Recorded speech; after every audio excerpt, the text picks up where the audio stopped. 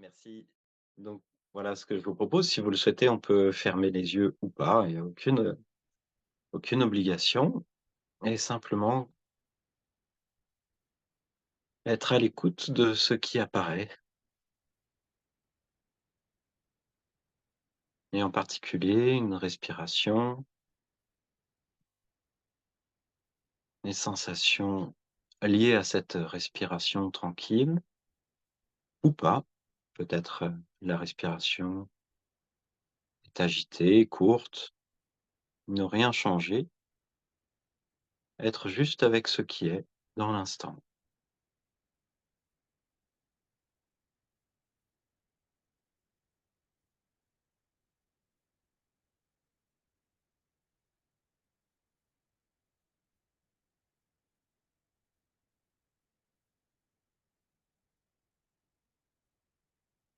Peut-être des sons nous parviennent,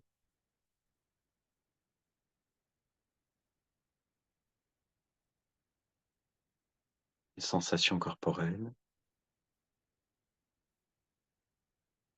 des émotions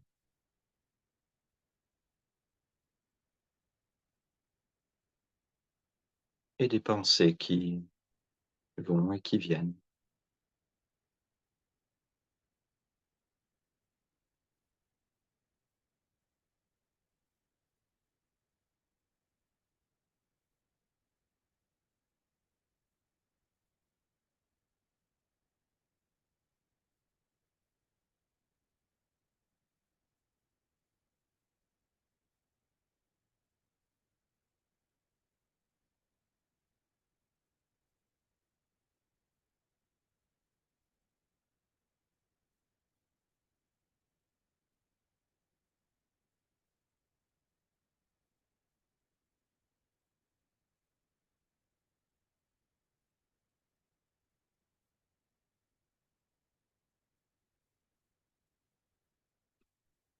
Peut-être y a-t-il des attentes, des objectifs, un but à atteindre.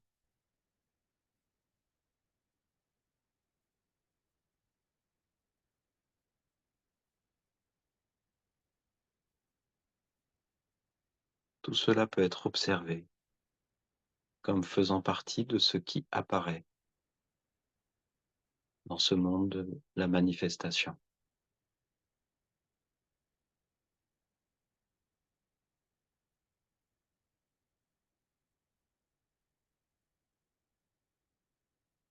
Il n'y a rien à rejeter, mais juste constater que tout cela surgit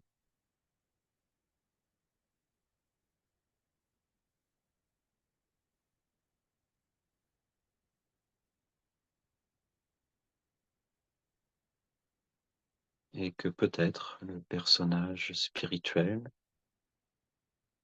le mental du chercheur,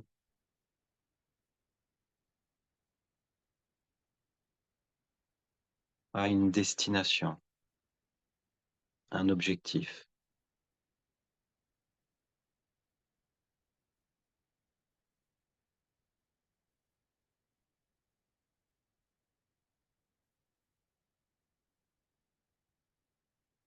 Et on n'est peut-être pas obligé de s'identifier totalement à ce chercheur. Il apparaît, il a ses croyances, ses besoins, c'est légitime. Peut-être la vie du personnage est complexe, parfois souffrante. Il est donc légitime d'essayer de trouver un échappatoire.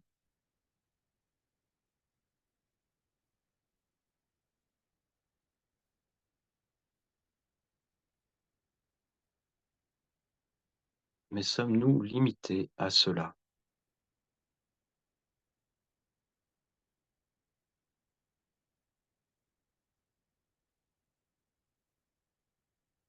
Toute cette recherche, toutes ces pensées,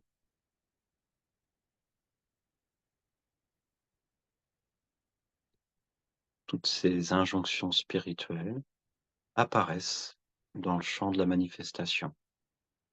Mais qu'est-ce qui est conscient de toutes ces apparitions?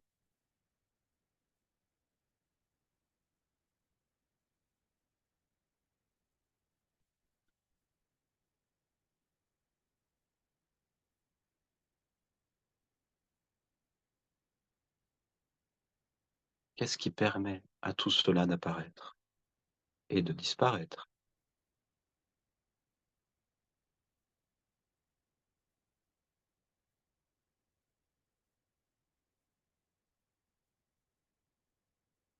Cela n'est pas conditionné à un quelconque résultat.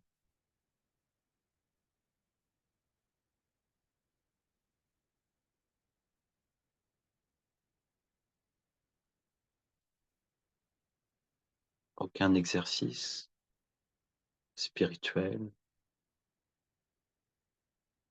aucune recherche, aucune compréhension ne peut apporter plus de conscience à ce qui est déjà conscient de tout cela.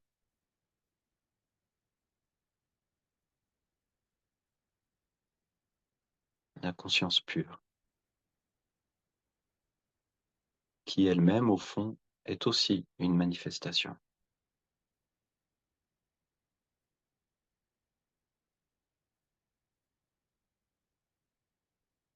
Elle aussi apparaît, elle surgit.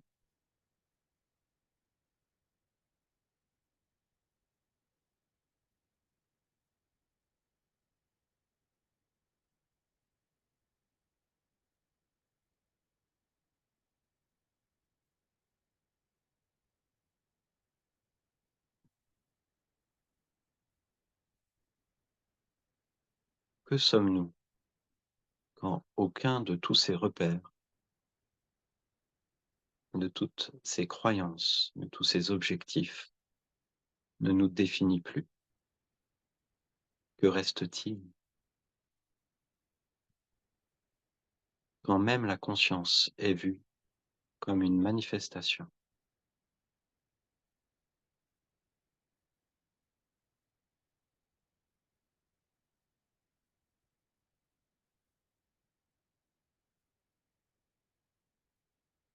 et qu'aucun mouvement de la dualité ne nous affecte, que l'on soit présence ou absence?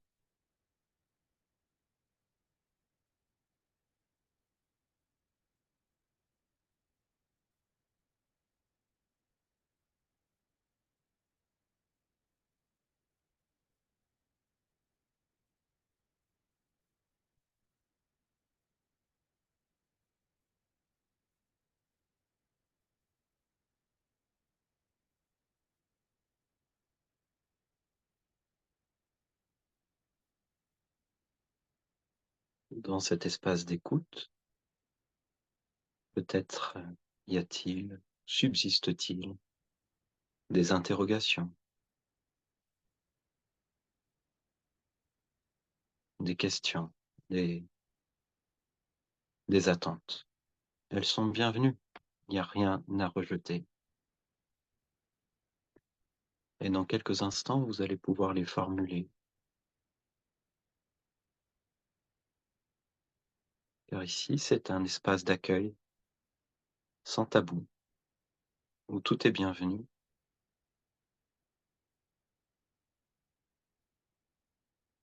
L'ego, le mental, le chercheur ne sont pas à éliminer.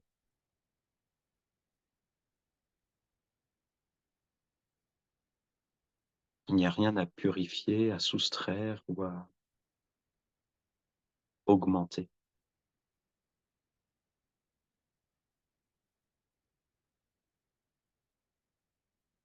Tout est parfait tel quel.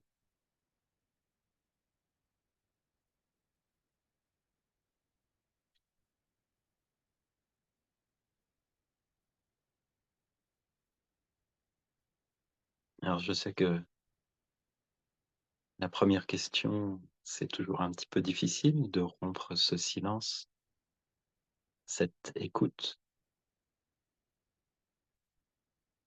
mais on peut revenir ensemble en ouvrant les yeux si on les avait fermés et de laisser exprimer ce qui ce qui surgit. Y a-t-il des questions?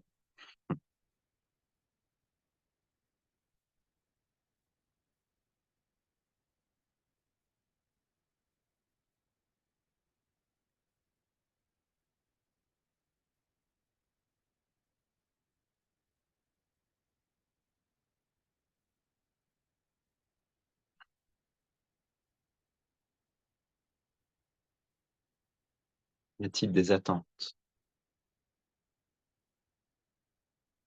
Est-ce que quelqu'un a encore un objectif à atteindre et souhaite en parler?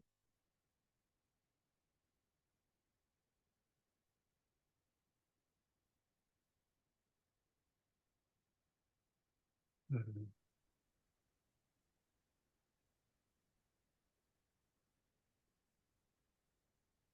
Bonjour, il y a quelqu'un qui a essayé, je crois, de parler? oui, c'est ça, oui. Je me demandais Oui. s'il y avait un rituel, s'il fallait lever la main ou... Non, non, non, chacun prend la parole, comme une discussion entre amis, il y a aucun souci. Ok. Ce qui m'est venu quand tu as posé la question, y a-t-il des attentes? Oui, Ce qui m'est venu, c'est montre-moi qui je suis. Je sais et pas. la question s'adresse à qui? Comme ça, j'irai à la conscience. Mais Alors, dans cette question, très intéressante, «montre-moi», ouais, ça voudrait ça voudrait dire qu'on peut montrer ce que l'on est et à qui. Donc effectivement, cette question, cette attente est légitime. Quand on a le désir sincère de se connaître, cette question peut apparaître. Mais on a le droit aussi de remettre en question cette propre question. ok, Parce que, heu, montre-moi qui je suis, d'une certaine manière, ça voudrait dire que c'est visible ou qu'on peut le remarquer, le distinguer. Or, ce que nous sommes est vraiment et ce que nous sommes tous, déjà maintenant, incompréhensible, inatteignable, intouchable, ineffable et le mental ne peut pas le saisir. Donc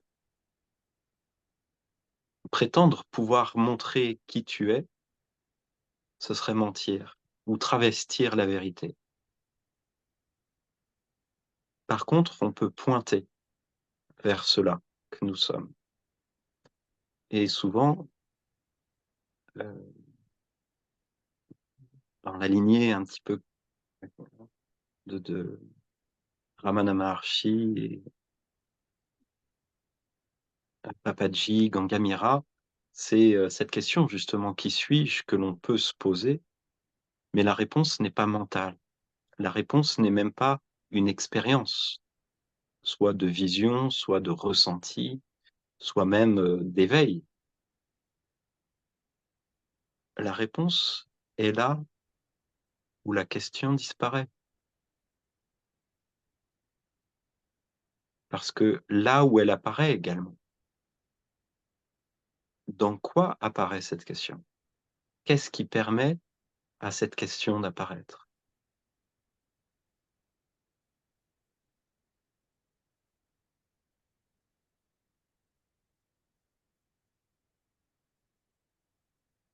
Et c'est cela que tu es et que nous sommes tous.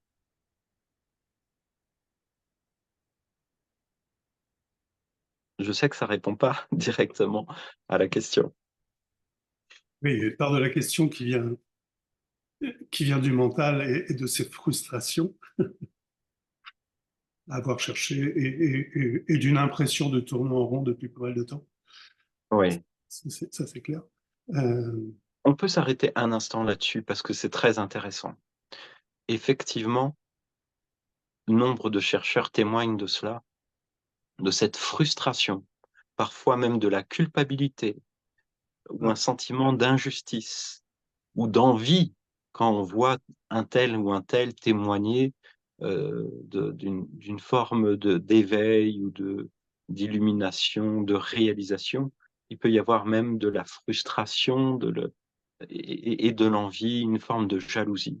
Et tout ça est d'une certaine manière logique, parce que si on a l'impression d'être séparé et qu'on voit là-bas quelqu'un qui vit autre chose, alors ça donne envie.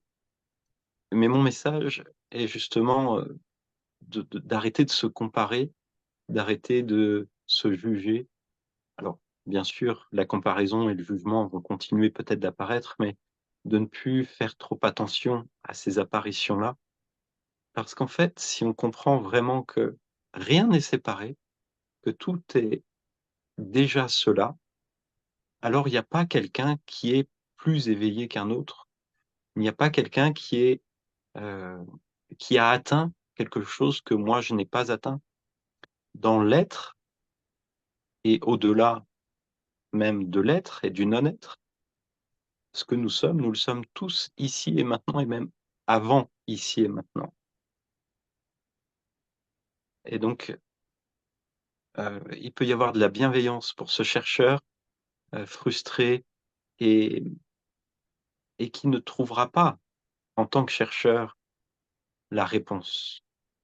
Par contre, ce qu'il cherche, il l'est déjà totalement et pleinement. Désolé de t'avoir coupé. non, c'est OK.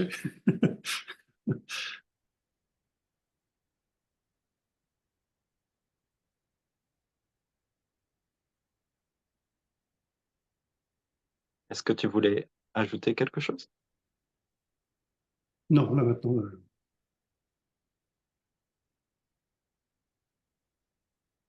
Merci et bienvenue. merci. Est-ce qu'il y a quelqu'un d'autre qui souhaite prendre la parole? Oui, moi j'aimerais bien l'apprendre. Oui, bien sûr. Bonjour Marie. Allô, Philippe. Mmh. Quand tu dis que arrêter, mettons, de se comparer ou d'espérer d'être comme quelqu'un qui se serait éveillé, tu t'adresses à qui? Puis est-ce qu'on a le choix d'arrêter d'espérer, d'avoir des attentes? Non, non, c'est ce que tu as tout à fait raison, c'est ce que je disais en suivant, c'est qu'effectivement les jugements, les attentes vont continuer à apparaître. Mais si on ne s'identifie plus complètement à ce personnage qui cherche et qui a effectivement des attentes, alors, heu, ça va relativiser parce qu'on comprend que ce que l'on est n'est pas réduit à n'être qu'un chercheur qui a des attentes. Et à un moment donné, le mental comprend qu'il ne peut pas atteindre ce qui le dépasse. Et au fur et à mesure, ça va laisser de la place à une forme de légèreté parce que ça aura lâché cette quête éperdue vers l'inatteignable. Et donc, parce que l'inatteignable, il est toujours trop loin, alors que ce que nous sommes et ce que l'on cherche, en fait, est au plus près. On ne peut pas être plus près de cette réalisation parce que c'est ce que nous sommes déjà maintenant. Et donc, la projection sur les autres et sur celui qui aurait réalisé euh, quelque chose que je n'ai pas réalisé, ce jeu de dupes s'écroule avec cette évidence.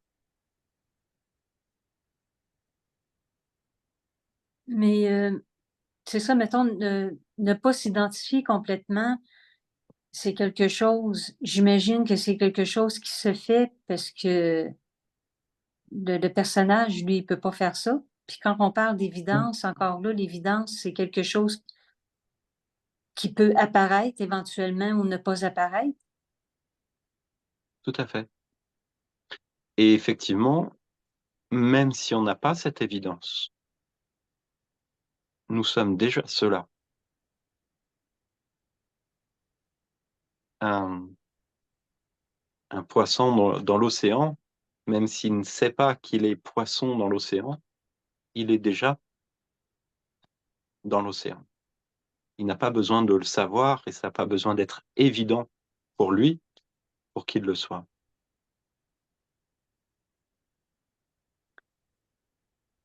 C'est le personnage, finalement, qui se fait des attentes, qui fait que il continue de souffrir. Parce que, comme tu dis, le poisson, lui, le poisson, moi, l'exemple que je me donne, c'est, mettons, moi, je suis à Québec, puis j'ai pas besoin d'aller en Inde pour savoir que je suis à Québec, je suis déjà à Québec, fait qu'il y a rien à faire pour. C'est comme le poisson, là, il peut pas savoir qu'il, même si le poisson, il y a quelque chose qui fait en sorte que il sait pas qu'il y a un poisson, puis moi, il y a quelque chose qui fait en sorte qui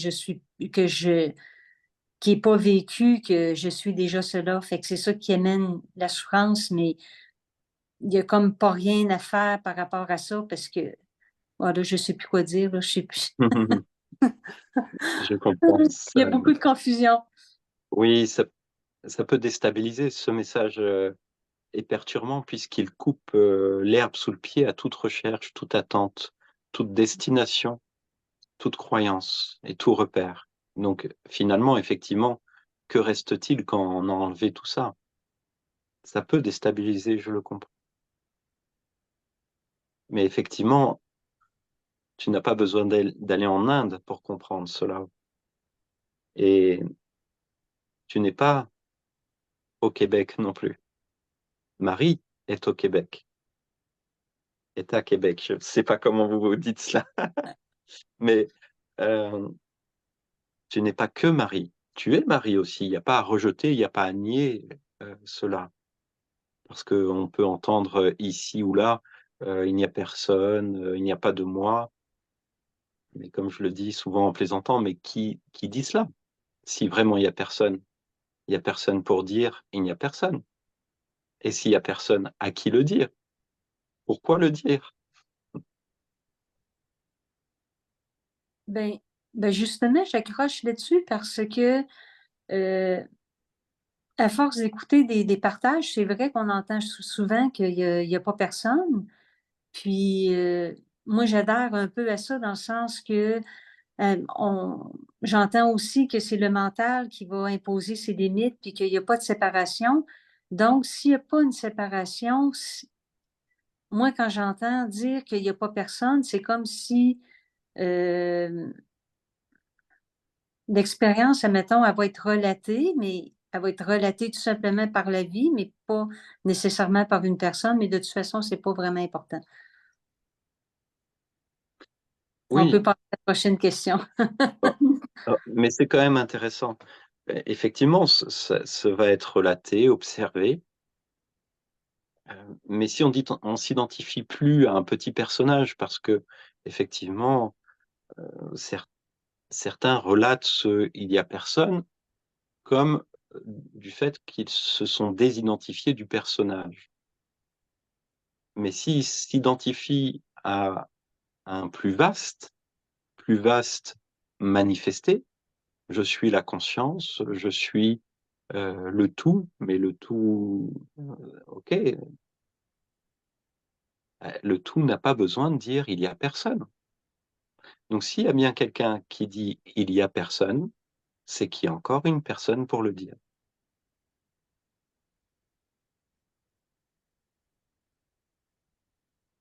Sinon ça a pas besoin de se dire.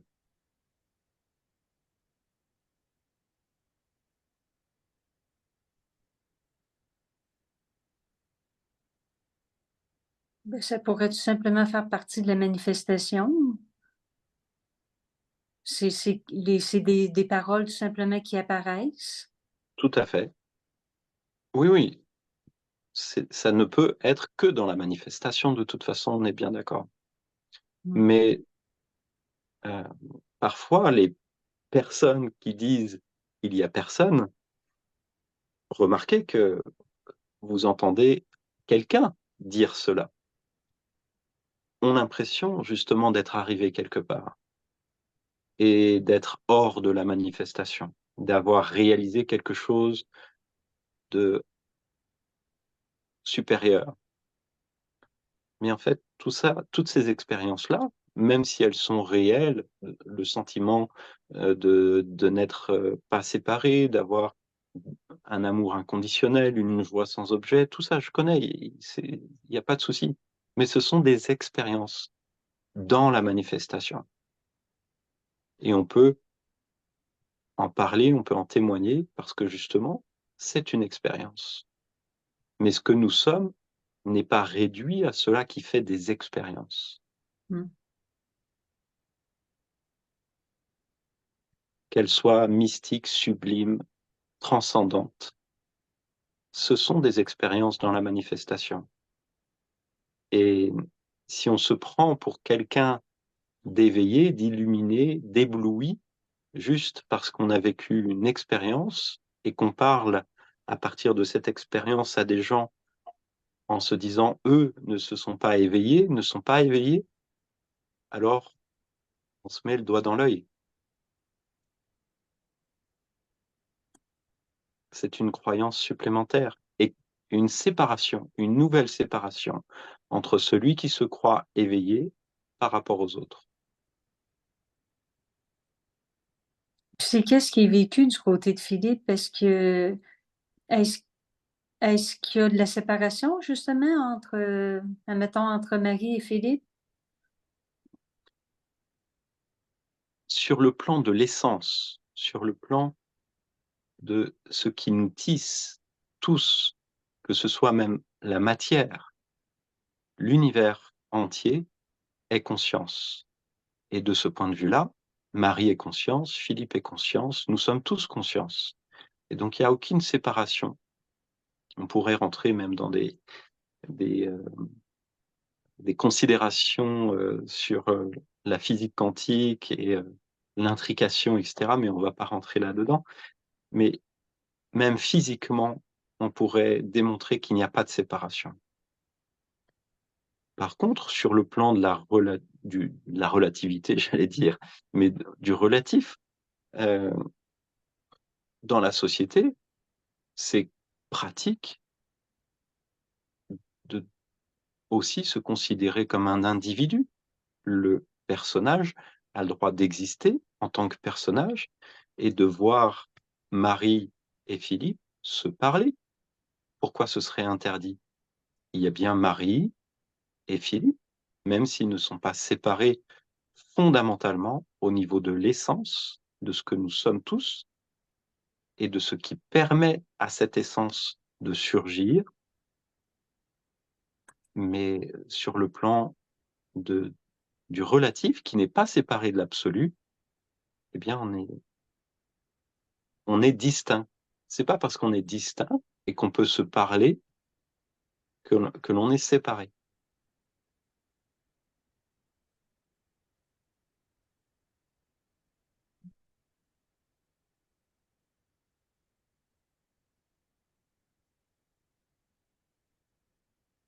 Merci beaucoup Marie, ça m'a fait plaisir Merci. de te revoir.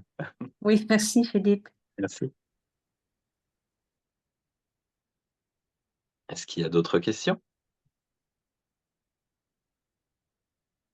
N'hésitez pas à prendre, la parole directement, pas besoin de lever les mains. Philippe, Bonjour Sylvie. Oui, bonjour. Écoute, je trouve ça très intéressant ce qui est dit, ce qui est échangé, mais justement, le fait qu'on rencontre, tu sais, tu dis, il n'y a pas de, on est tous la même conscience. Ça, c'est le concevoir, là, je suis dans le, c'est ça, là, le cœur réagit, mais on rencontre quand même des gens comme toi qui nous amènent à prendre, donc, conscience de ça. Donc, il y a quand même un phénomène où certaines personnes, comme des enseignants comme toi, nous démontrent que l'être humain dit, bon, il y a lui, il y a moi, il est là pour m'enseigner ce que lui a comme connaissance, que moi, je dois atteindre. Tu sais, l'être humain établit cette distance-là, même si au niveau de la conscience, tu parlais de la physique quantique, là, je suis en train de suivre un cours là-dessus, je trouve ça fascinant, j'aurais besoin de comprendre le lien entre la spiritualité et la physique quantique dont j'entendais parler partout. Mais qu'est-ce que c'est cette histoire? Donc, il y a quand même ce phénomène-là où il y a des enseignants tels que toi doivent. Donc, le fait que ça, l'être humain, avec tout son araignée là, de filtres, fait que, ah, OK, il y a des connaissances qui lui fait que moi, je peux cheminer et atteindre justement cette conscience. C'est plus dans cet état-là que moi, je le vois. Moi, je vais toucher à ça. Tu comprends? Oui, merci Sylvie, merci pour cette belle question. D'une certaine manière, effectivement, c'est ce que les, ce, ce- ce style d'échange peut laisser à croire, effectivement, qu'il y a quelqu'un qui sait et quelqu'un qui ne sait pas. Qu'effectivement, euh, dans cette rencontre, il peut y avoir un échange de connaissances. Mais en réalité, tout ce qui est dit là ne sont que des mots et des concepts. Et donc, je ne vous invite pas à comprendre ou à attraper une compréhension, une connaissance. Parce que aujourd'hui, vous allez entendre cela, demain, vous allez entendre le contraire. Et qui a raison? C'est encore du mental, en fait, tout ça. Donc, c'est un prétexte ici pour échanger, mais en réalité, il n'y a rien à comprendre ou à euh, attraper comme connaissance. Et il n'y a pas un sachant et des non-sachants. Il y a juste effectivement une évidence qui se dit, et à travers cela, à un moment donné, comme l'a très bien dit Marie, cette évidence, on n'a pas le choix, elle vient ou elle vient pas. Et c'est pas parce que on entend ça pendant 10 ans, 15 ans, 30 ans que l'évidence va venir. C'est juste, elle apparaît ou elle n'apparaît pas. Et donc, il n'y a pas quelque chose à, à, à, à comprendre et ensuite à conserver comme sien, comme ça y est, j'ai compris. Parce que dès qu'on peut dire ça, en fait, on peut être sûr qu'on n'a pas compris ce que l'on est vraiment. Il n'y a qu'une seule chose que je sais, c'est que je ne sais pas ce que je suis. En tant que personne mentale, personnage, le personnage ne peut pas euh, conceptualiser ce que nous sommes. Cela nous dépasse. Par contre, le mental est capable de voir sa propre limite et d'avoir, à un moment ou à un autre, l'évidence que cela le dépasse tellement et un lâcher de cette recherche, de cette euh, avidité à apprendre, comprendre. C'est très bien, hein, sur le plan du personnage, ça peut être très euh, satisfaisant d'apprendre, de lire tout un tas de livres, d'écouter tant de vidéos. Ça peut être satisfaisant et même l'ego spirituel peut enorgueillir d'avoir tant de connaissances. Mais pour ce que l'on cherche réellement, c'est-à-dire,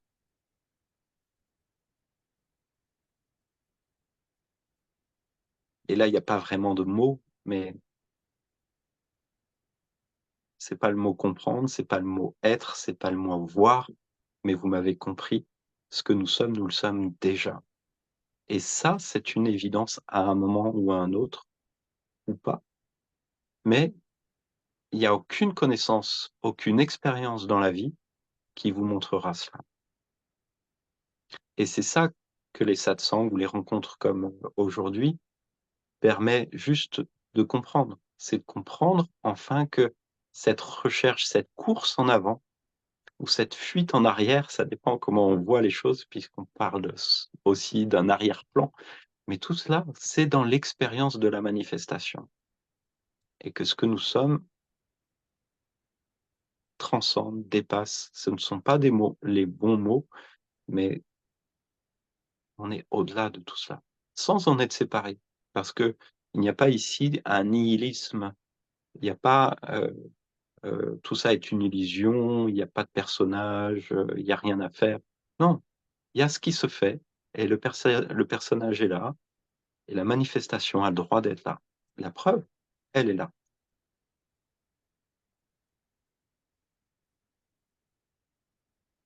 OK, ce que j'entends, bon, je vais utiliser mes mots, tout ça. Oui, Ouais, faut trouver des mots c'est pour en s'exprimer. fait, ouais, c'est ça.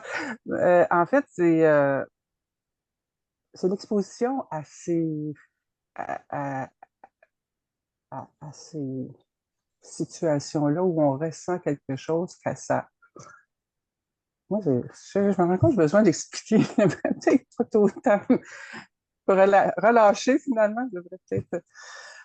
Mais tu vois, là, quand on t'écoute, on ressent quelque chose. Donc, c'est probablement ces expositions-là qui, même si on peut lire effectivement pendant 10 ans, mais s'exposer à de la bienveillance, à du beau.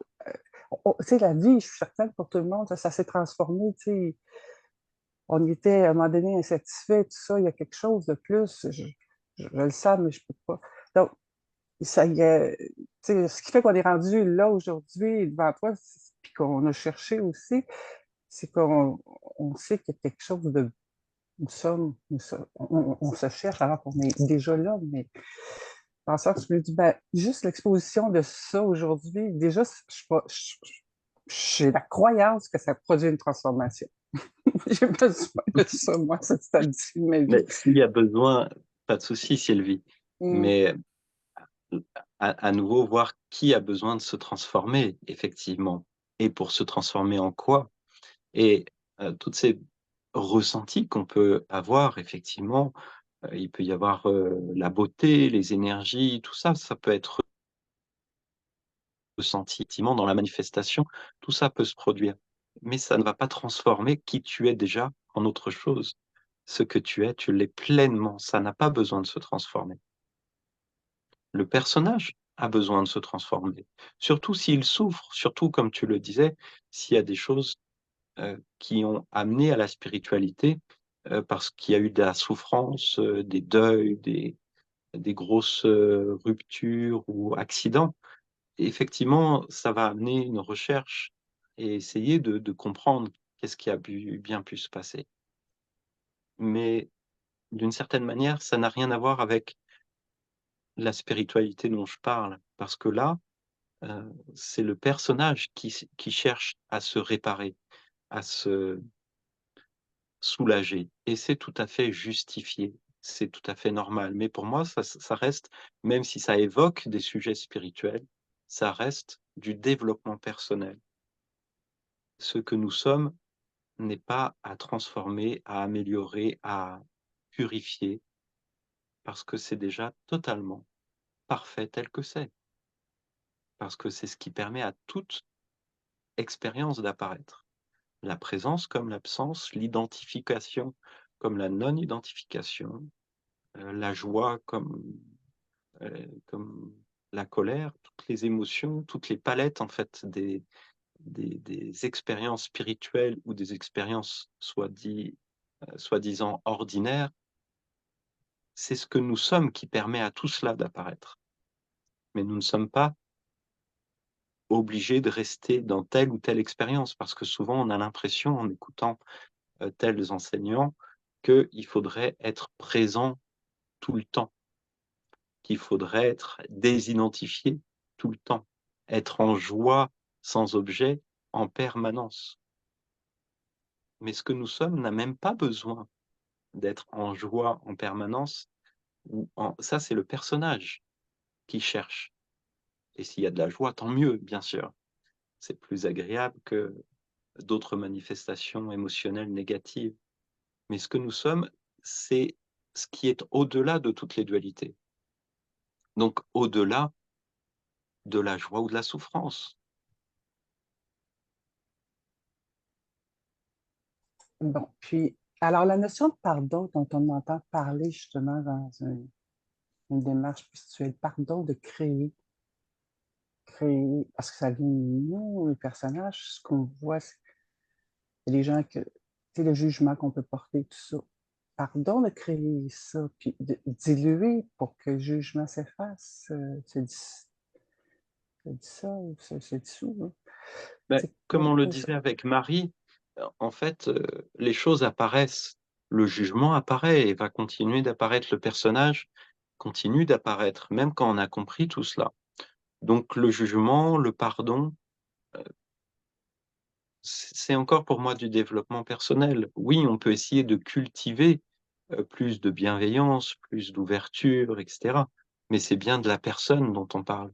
Ce que nous sommes n'est pas réduit au personnage qui cherche à s'améliorer. Donc oui, si on a besoin de pardonner ou d'être pardonné sur le plan du personnage, pourquoi pas? Mais ce que nous créons, c'est une phrase encore de la spiritualité. Pour moi, la spiritualité qui parle de création, les pensées créatrices, etc., c'est une belle histoire.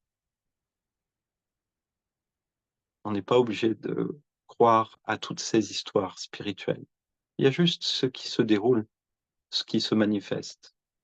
Parce qu'effectivement, le personnage qui rentre dans la conception de ce secret créateur que le personnage a avec ses pensées, mais encore une fois, on s'identifie à celui qui pense alors. Ce que nous sommes est bien au-delà de ces pensées qui apparaissent, qu'elles soient de telle ou telle couleur. Et c'est encore du jugement, dire c'est des pensées bienveillantes ou malveillantes. En fait, non, tout apparaît et c'est le mental du personnage qui émet des jugements et des couleurs sur telle ou telle pensée. Mais si on a besoin de faire ce travail-là, euh, c'est OK. Pour le personnage, ça peut être une étape nécessaire d'apprendre à se pardonner. Pourquoi pas? Mais à un moment donné, quand on voit que ce que nous sommes est au-delà même du pardon, alors il n'y a plus personne à qui pardonner.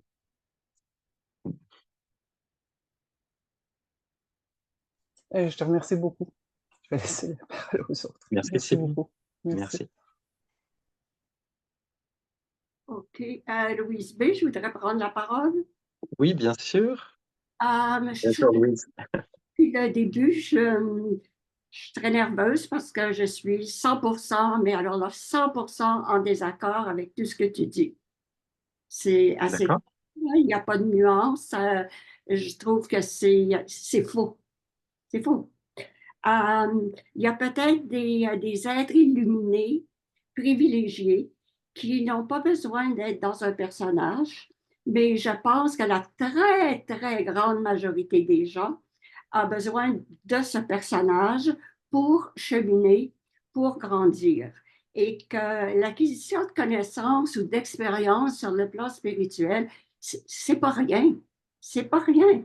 D'accord, Louise. Juste une question. Pour cheminer vers quoi? Pour cheminer vers ce qui pourrait être sa vérité. Sa vérité. OK? Alors, c'est quoi la vérité pour Louise? Moi, ma vérité, je ne l'ai pas trouvée. Elle est. Alors, comment cheminer vers quelque chose qu'on ne sait pas? Ben oui, il y a quelque chose que je ne sais pas, c'est sûr. Il y a Oui. énormément de choses que je ne sais pas. Moi, par exemple, j'ai emprunté la voie de la méditation, Oui. qui ne me donne pas toujours satisfaction, qui ne donne pas toujours satisfaction à mon ego. Pourquoi? Parce que je voudrais avoir une vérité, je voudrais avoir un goût de vérité quand je sors d'une période méditative. Très bien. Mais c'est quoi, justement, le but pour toi? Excuse-moi, tu vois, c'est plus facile. Louise, Pour moi. heu, qu'est-ce que ça serait justement ce goût de vérité après la méditation? Qu'est-ce que ce serait pour dire: «Ah ça, c'était une vraie méditation productive»? Ouais, ben c'est ça. Non, ça, je veux pas évaluer les méditations. OK? Mais il en reste pas moins que même si je veux pas, des fois, je me dis, tiens, je viens de méditer une demi-heure dans le choucroute. Si j'ai plus dormi, j'ai plus rêvé, j'ai plus. Bon, je porte le jugement sur ma méditation. Oui. Mais euh, mon, appelons ça mon développement spirituel, pour moi, c'est de savoir justement qui je suis, qui je suis. Et euh, comment tu vas le savoir, qui tu es? je sais Est-ce que pas. tu penses que c'est grâce est-ce que tu penses que c'est grâce à cet outil que l'on a, qui est merveilleux, qui s'appelle le mental? Non, moi, OK. je pense que c'est Est-ce mon. que tu penses est-ce que tu penses que justement, le cœur peut appréhender ce que nous sommes? Le cœur, pour toi, est-ce que c'est le ressenti? Beaucoup, oui, tout en étant consciente que mon ressenti n'est pas ton ressenti, on n'est pas dans le même Bien milieu. sûr, oui, oui. Mais est-ce que ton ressenti, donc quelque chose le ressenti, c'est le sentir. Le Oui, sentir, ça passe par le corps et c'est tout à fait OK de faire des expériences de ressenti avec le corps. oui, Le cœur, le corps sont capables d'avoir des expériences sublimes et phénoménales. J'en ai vécu sur, l'ouverture du cœur, sur, une forme d'amour inconditionnel, une explosion, de vastitude dans l'univers, mais ce sont des expériences de ressenti. oui. Mais dans quoi dans quoi se déroule cette expérience? Dans la manifestation. Mhm. Et qui vit cela? C'est encore le personnage et le personnage a le droit d'exister, c'est comme on a dit tout à l'heure. Mhm. Mais qui est conscient de tout ce qui se déroule dans cette manifestation? Il Ben, y a c'est- bien quelque chose qui est au-delà des expériences, parce que l'expérience, elle surgit mhm. et elle dit il n'y a qu'une seule chose de permanente, c'est l'impermanence. Et donc à un moment donné, même les expériences que l'on cherche ne sont pas suffisantes, même si elles sont les plus sublimes, les plus mystiques. Elles ne suffisent pas à décrire ce que nous sommes. Et c'est pour ça que je te remercie d'avoir, ce cri un petit peu de peut-être de colère, je sais pas, ou en tout cas de non,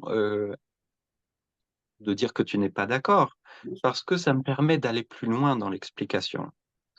Parce que oui, le personnage a le droit et parfois besoin de faire ces expériences pour essayer d'aller vers cette vérité qu'il croit pouvoir attraper. Sauf qu'en fait, il n'a pas besoin de l'attraper ou de l'atteindre. Mhm. C'est ça que j'essaye de dire.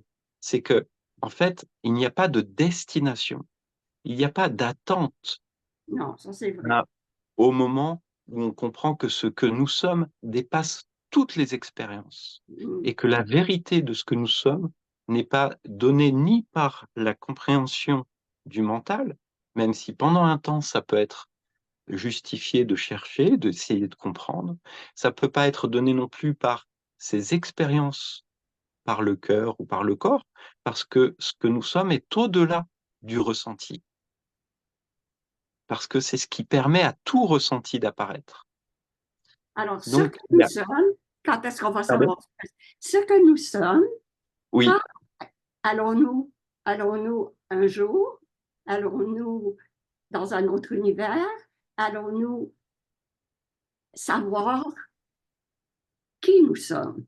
maintenant, c'est toujours OK. maintenant et c'est OK. déjà là, c'est déjà absolument là, maintenant.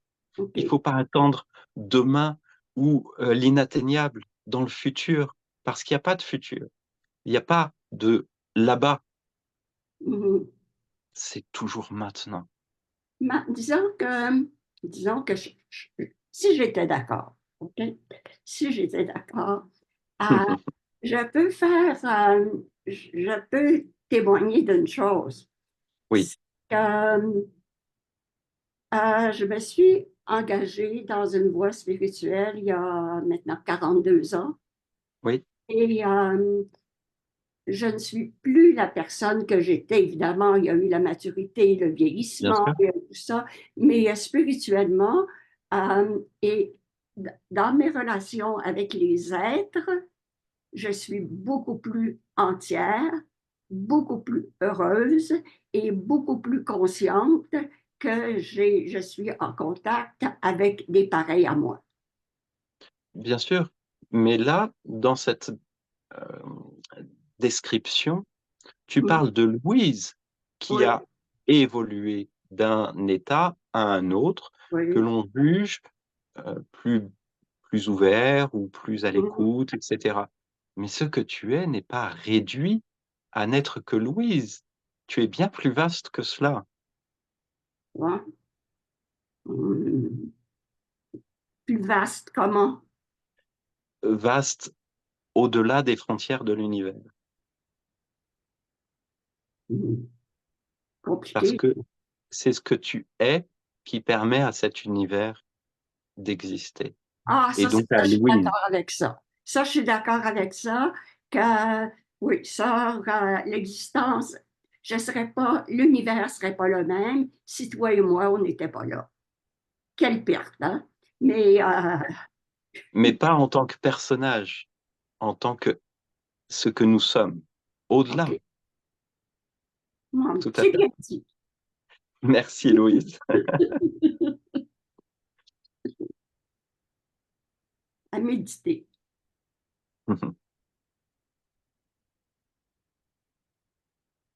Qui souhaite intervenir maintenant?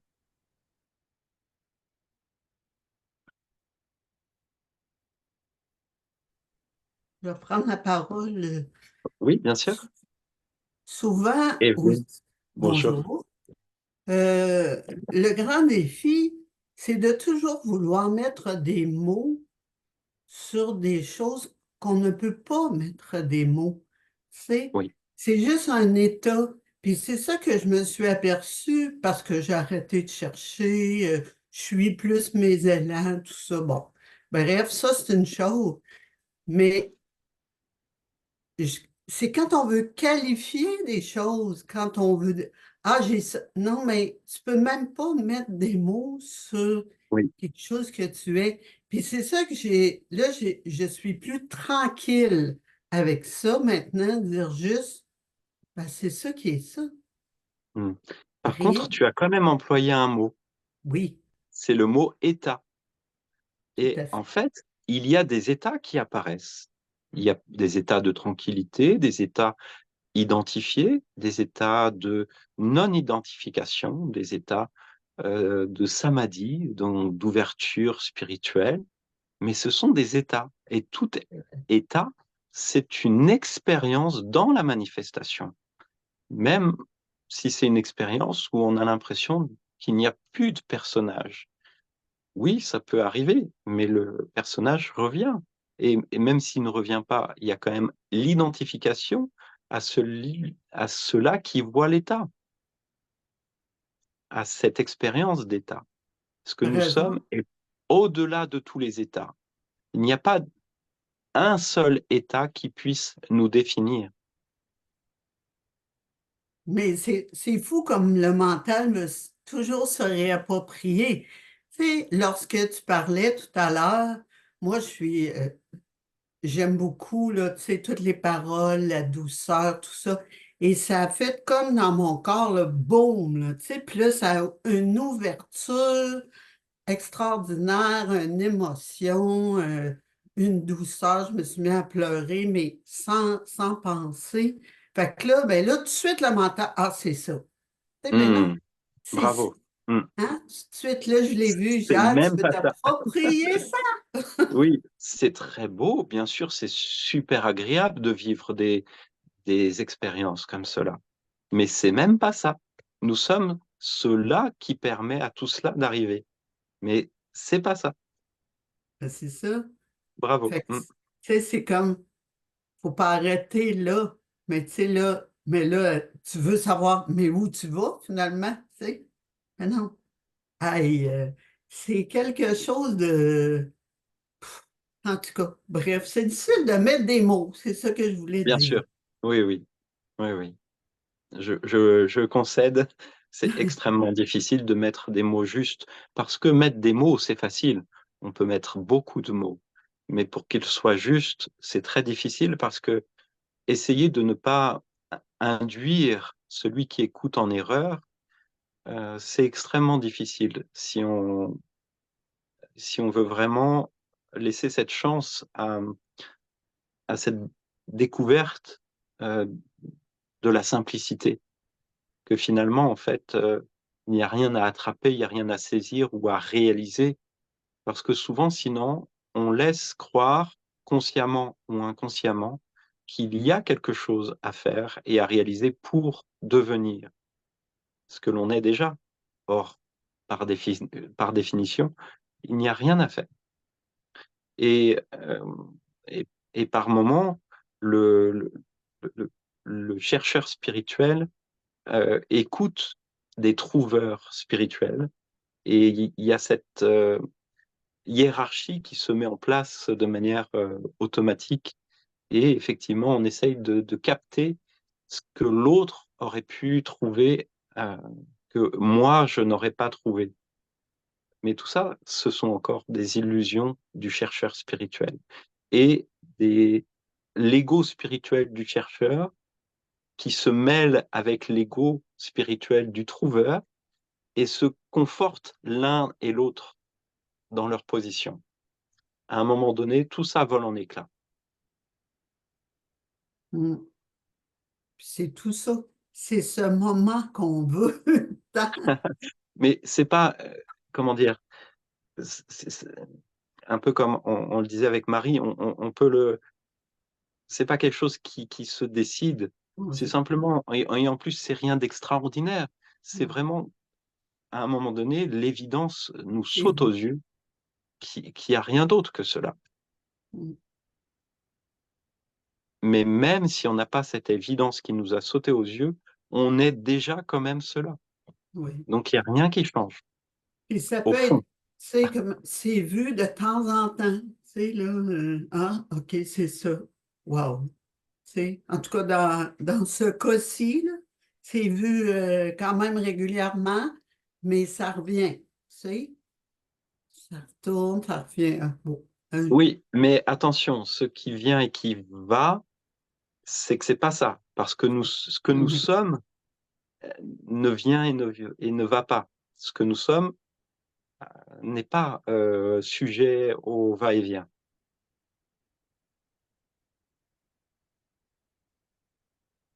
Alléluia. Effectivement. Voilà, à un moment donné, c'est le mental Lâche. renonce à essayer de comprendre parce qu'il a compris qu'il ne pouvait pas comprendre. C'est ça. Merci Evelyne, Merci. merci beaucoup.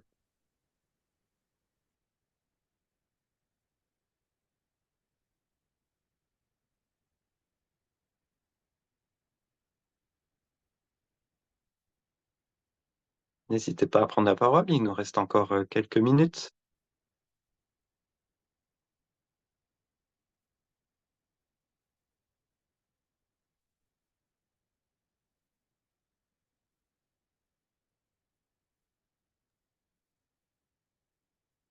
C'est Louise B. encore. Est-ce que je peux reprendre la Oui, parole? bien sûr, pas de souci.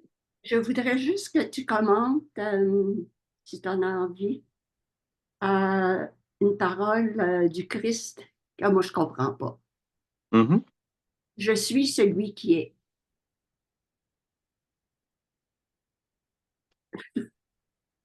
Et bien justement, oui, c'est des choses qui sont un peu incompréhensibles, euh, mais cette phrase résume cette évidence que l'on a tous, si on réfléchit bien. Si je te pose la question, est-ce que tu existes? Mais il y a quelque chose de moi qui existe, en tout cas Voilà. physiquement. Là. Euh, de toute façon, même si tu m'avais dit non, je n'existe pas, il y a bien quelque chose qui dit je n'existe pas. Et cela existe. Ouais. Donc il y a cette évidence à un moment donné qui est commune, c'est qu'il y a le sentiment d'être. Et je crois, après, je ne voudrais pas avoir la prétention d'interpréter les paroles du Christ, mais je crois que ça ressemble à ce sentiment d'être. Je suis. OK. Je suis celui qui est ou celui qui suit. Je suis celui qui suit.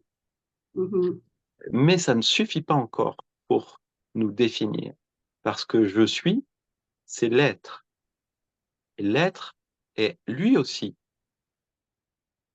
une main qui apparaît au champ, même si c'est une subtile manifestation, c'est une manifestation dans cet univers. Et ce que nous sommes est encore bien au-delà, même si le mot au-delà n'est pas juste, hein, parce que c'est pas une localisation ou quelque chose de plus haut, il n'y a pas de mot. C'est ce qui permet à l'être et au non-être d'apparaître. Merci. Merci Louise.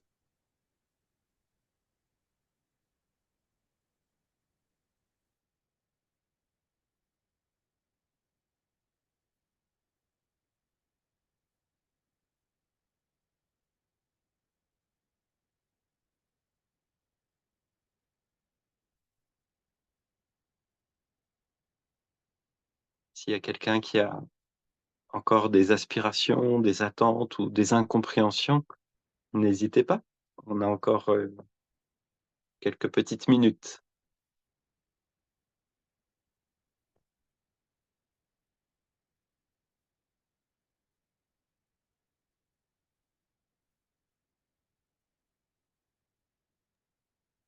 Philippe, Oui, Marie.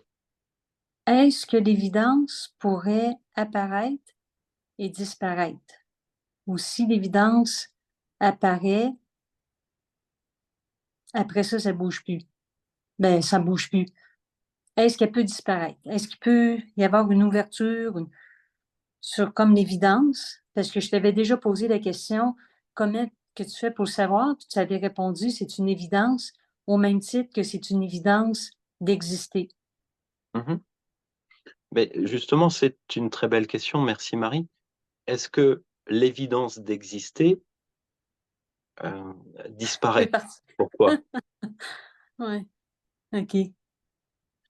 D'une certaine manière, on n'est pas constamment en train de dire j'existe, j'existe, j'existe. Donc, on n'est pas en permanence dans cette évidence consciente. Mais d'une certaine manière, cette évidence, elle est constamment présente. C'est Mhm. cette évidence d'être.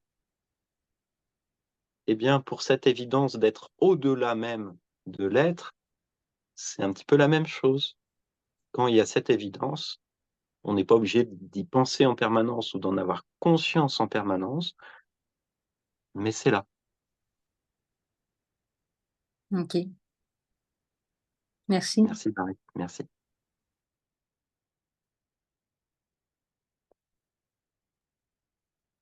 Que j'aimerais prendre Bonjour, la parole, Chantal. si c'est Bien possible. sûr. Oui. Merci de me permettre. Dans le fond, ce qu'on est en train de parler, c'est la conscience et la matière. Et bon, on dit que dès qu'on est conscient qu'on est, ben il y a quelqu'un qui est conscient qui est. Tu sais. Mais quand on parle de l'évidence qui nous advient, ben à ce moment-là, concrètement dans notre quotidien, est-ce que c'est juste on vaque à nos occupations en étant dans cette évidence-là, point? Ah, merci, Chantal. D'une certaine manière, cette évidence ne change rien. Le personnage continue et il a le droit d'apparaître. Mhm. Pourquoi, d'un seul coup, il faudrait que le personnage n'existe plus ou n'apparaisse plus? C'est assez violent d'une certaine manière. J'entends parler de ça. Le mental doit se taire, l'ego doit être éradiqué, le personnage doit être annihilé. Pour moi, c'est une forme de violence finalement Pourquoi devrait-on faire disparaître tout ça? Non, il n'y a rien qui change, rien n'a besoin de changer.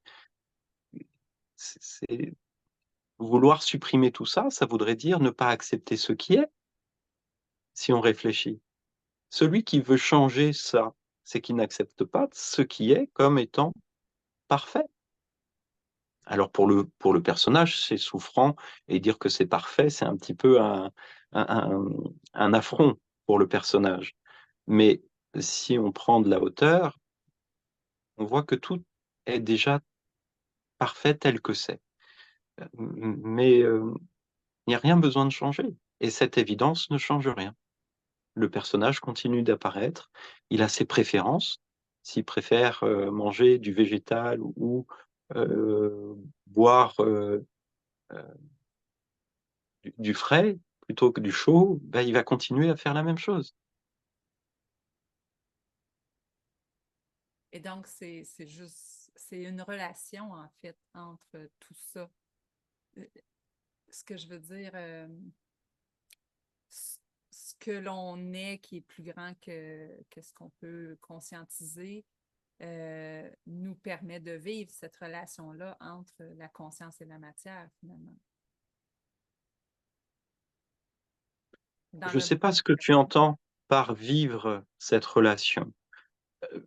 Je reviens à beaucoup plus simple encore. C'est que, il y a juste ce qui apparaît. Il n'y a plus de, heu et quand tu disais même plus grand que, c'est pas encore le bon mot non plus. Parce que quand je dis: «C'est au-delà», ça on a l'impression que c'est au-dessus ou plus grand, mais non, parce que ça n'est pas séparé du personnage. Le relatif et l'absolu ne font qu'un et effectivement, la relation entre la conscience et la matière, on pourrait rentrer dans des débats, philosophiques ou ou spirituels de pour tout ça. Mais on ce sont encore des concepts et à un moment donné, avec cette évidence de la simplicité de ce que l'on est, il n'y a plus besoin de rentrer dans ces débats. Non, ben c'est qu'à l'intérieur de nous, d'abord, est-ce qu'on dirait ça, qu'à l'intérieur de nous-mêmes, il y a une relation entre ce qui voit et ce qui est vu, finalement? En fait, tant qu'il y a une relation, c'est qu'il y a une séparation. OK, il y a deux entités Oui, qui ne ce sont que l'on est vraiment au-delà de toute séparation et il n'y a pas de relation. Dans le plan relatif, il y a des relations au niveau du personnage, des personnages entre eux. À l'intérieur de soi, si effectivement on se parle, on peut avoir une bonne relation avec soi-même. Mais ça, c'est sur le plan relatif, sur le plan, heu, de la société ou de sur le plan psychologique. Mais fondamentalement, il n'y a pas de séparation. Il n'y a qu'un et ce un ne peut pas être en relation avec l'autre, parce qu'il n'y a pas d'autre. Il n'y a que cela que nous sommes. Sur le plan de l'absolu, hein, sur le plan du relatif, oui, comme on disait, une il y a une distinction et donc c'est pour ça qu'on peut se parler, se et être en relation ensemble. Mais du point de vue de ce que l'on est, il n'y a pas de relation et il n'y a pas besoin d'essayer de comprendre des relations, c'est c'est beaucoup plus simple que cela. Donc, cela est l'union. Tu sais, quand on dit le tout, finalement, est-ce que ça pourrait être l'union de notre personnage et notre, je ne sais pas si on peut l'appeler une lumière, ou en tout cas, ce qu'il n'y a pas de mot assez grand qui détermine qui on est. C'est tout ça Alors, en nous qui est.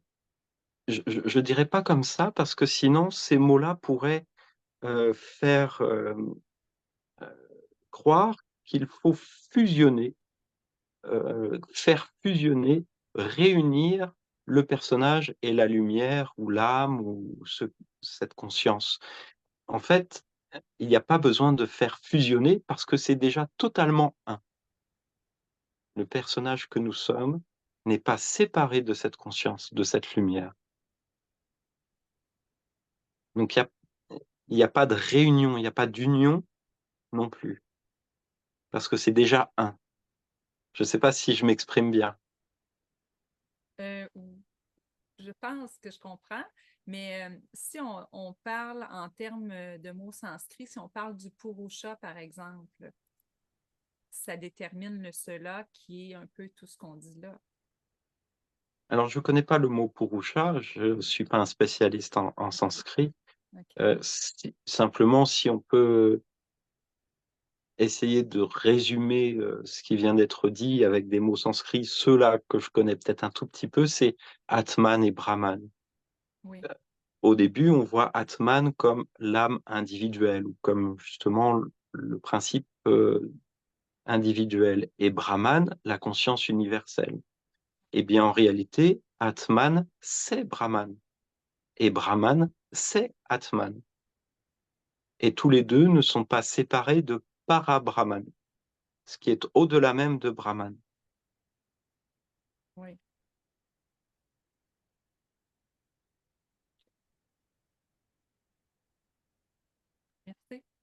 Merci. Merci à toi, Chantal. Peut-être une dernière intervention? Oui, Philippe. Euh, Bonjour, Julien. bonjour. Bonjour. Euh, je trouve, tout à l'heure, tu disais, en fait, je pense que j'entends le piège est toujours de vouloir améliorer ou changer quelque chose, comme s'il y avait deux en soi, puis dans le monde. Mais par rapport à ce, tu sais, on parle beaucoup d'altruisme dans certaines dimensions de comment le monde, avec tout ce qu'il y a de crise, de bouleversement, est-ce qu'on peut faire quelque chose ou rien faire? On va parler de compassion, de méditer, pour la paix, tu sais, de différentes choses. Et c'est là qu'il y a souvent je dirais comme encore là, la dimension de deux, comme s'il y avait moi puis l'autre. Hmm. C'est ça que ça pose la question, y a-t-il absolument rien à faire? Comment on contribue. À un certain niveau, je comprends comment on contribue à ce monde c'est toujours le personnage, j'ai l'impression qu'il veut contribuer à quelque chose. Bien sûr. Merci pour cette question. Mais effectivement, cette évidence de n'être pas séparé du reste n'empêche pas de vouloir ou de pouvoir contribuer sur le plan, de la manifestation et du monde. Si on a le désir ou la capacité de de de faire quelque chose pour rendre la vie du personnage plus légère, on a il n'y a pas à s'en priver. Si, pour une raison ou pour une autre, d'aller serrer la main à mon voisin, ça permet de détendre, l'atmosphère et de l'inviter à faire un barbecue, eh bien, pourquoi pas? Plutôt que de se tirer dessus et de lâcher les chiens, peut-être ça peut être plus, heu, voilà, plus agréable comme relation. Mais effectivement, c'est dans le monde, c'est du point de vue du personnage avec l'autre. Et c'est pas parce qu'on a cette évidence que rien n'est séparé, que l'on n'a pas le droit d'agir, si on peut agir. Parce que sur le plan de la société, sur le plan relatif, il y a bien une distinction. Mais souvent, effectivement, cette bienveillance que certains personnages peuvent ressentir ou exprimer, heu, eh bien, elle n'est pas forcément partagée par, heu, voilà, dans dans dans le monde et dans la société, il y a des valeurs qui sont parfois, supérieures dans la tête, de certains, supérieures à la bienveillance et à l'amour. Il y a parfois, c'est le pouvoir, et et voilà, il y en a bien d'autres, des ressentis, et au sein du personnage, ces valeurs peuvent, prendre plus ou moins de place. Mais si en Mhm. soi, on ressent le besoin de prier, de méditer, d'aller serrer la main à son voisin, il faut pas s'empêcher de le faire parce que, soi-disant, on est tous un, alors c'est pas la peine. Non, non, si on ressent si on ressent le besoin de le faire, il y a c'est très bien. Merci, Philippe. Merci, Julien. Voilà, les amis, pour aujourd'hui. J'espère que nous avons pu échanger et répondre à l'essentiel des questions qui étaient présentes en vous. Et sinon, peut-être que Jean nous laissera une autre plage pour poser d'autres questions une prochaine fois. Absolument, Philippe, on pourra convenir de ça ensemble. Merci beaucoup. Très Toujours bien. Merci de votre présence. Merci. Merci Jean, Vox Populi, pour l'organisation. Et voilà, on se retrouve une prochaine fois. Prenez soin de vous. Bonne journée. Au revoir.